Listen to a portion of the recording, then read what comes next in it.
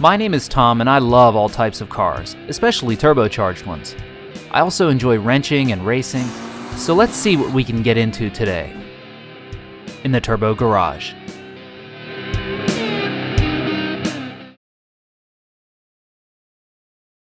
In our last episode, we finally addressed our traction issues by picking up a set of sticky M&H muscle car drag tires mounted on light wheels. So I suppose you can already tell by the title of this video that they worked well. Maybe too well. It all started when the planets aligned and I was able to attend the season opener of the 2013 Bristol Dragway Street Fights. This is a fun event open to all cars as long as they are running a street-legal tire and the proper safety equipment. This was one of only 2 Saturday races that they are hosting this year, and I jumped at the opportunity to attend, as I usually can't make it to the Thursday night events due to the track being about 300 miles from my house round trip. So after packing up all of my stuff and checking every nut and bolt on the car, I headed out early on Saturday morning. The weather was fantastic. The forecast predicted a breezy, sunny day with a high of 60 degrees. Skies were cloudy early, but that didn't make the drive any less spectacular.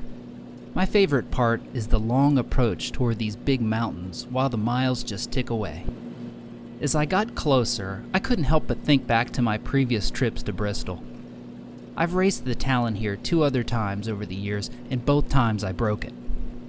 The first time resulted in a broken shift fork that left me with only 5th gear in reverse, and the second time resulted in a busted rear differential.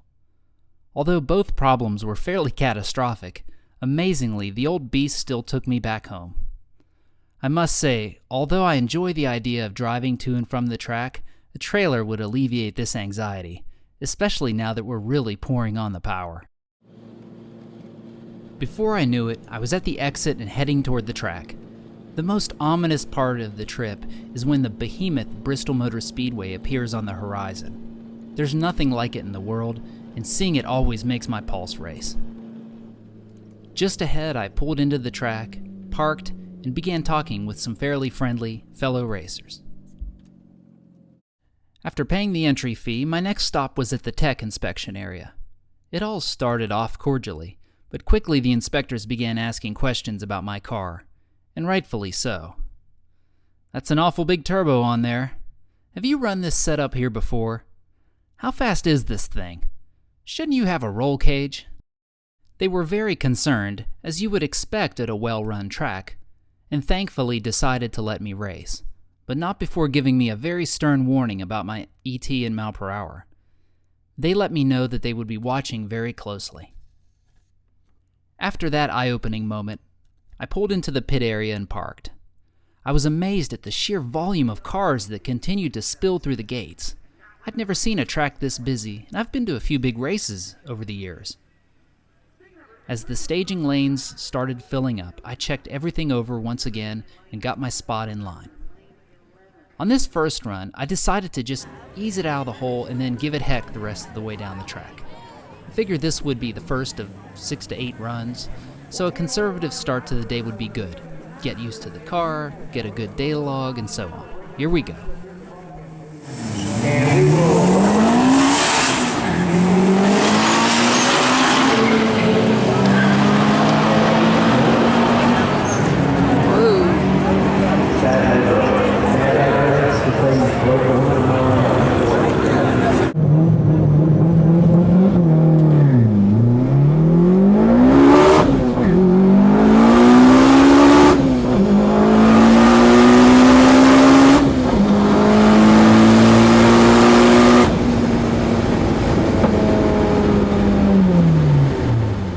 I was happy with everything I saw, especially given the boost level and conservative tune.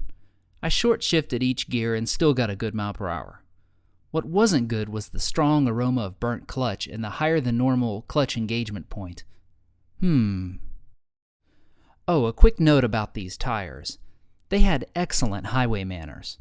They ride a little rough when cold, but once warmed up, smooth out nicely. They aren't suitable for heavy cornering or rain for that matter, but what they do best is hook. They bit the track hard without any drama of wheel spin or damaging wheel hop. I ran them at 30 psi and aired them down to 17 psi at the track. Also, they fit my setup well with no spacers needed. After this first run, I decided to drive straight back to the staging lanes and let the car cool down there. Well, that was a fine plan, but I couldn't get near the staging lanes. The return road was a total traffic jam. There were so many cars still coming in, going through tech, and others trying to find a staging lane that the track officials had racers pulling into a huge spillover area in the parking lot. This was discouraging because what I needed the most was some consistent practice, and it wasn't looking like I'd get much of that. The wait felt like forever. The 2 oil downs didn't help much either, but I did get to meet some very cool folks while in line. Now on this second run, I got the car up on the 6,500 RPM two-step, and something with the clutch didn't seem right. The engagement point was different, and while getting a feel for it, I accidentally left early and blew the launch. You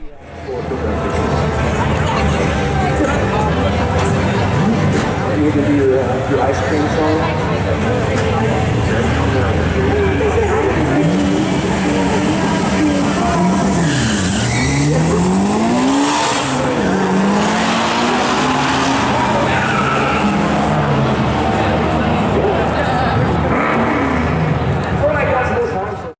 Dang. Another terrible time slip, but decent mile per hour, all things considered. So after that bit of a letdown, I decided to give it another try at my local track. I knew that I was exceeding the limits of the ACT 2600 clutch with my new combo, but I thought with some careful driving that I could get some more seat time before upgrading the clutch later this summer. Well, that was the plan anyway. Here's what happened instead.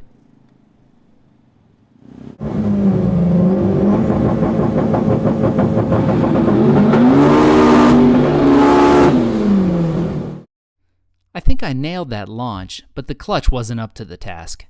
It slipped in every gear. So should I be upset? No, the pressure plate was about 7 years old, and the clutch disc and flywheel are 5 years old. The combo has seen tons of abuse over the years.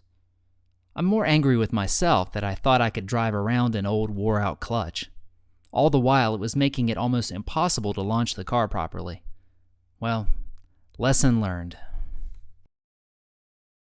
It's now time for a clutch that can harness our newfound power and traction. And this is it. The next time you see the Talon, we'll examine exactly how bad we smoked the old clutch, install the new one, and then we'll take it for a drive. Thank you for watching and subscribing, and if you like what you see, head on over to my Facebook page. See you next time, folks.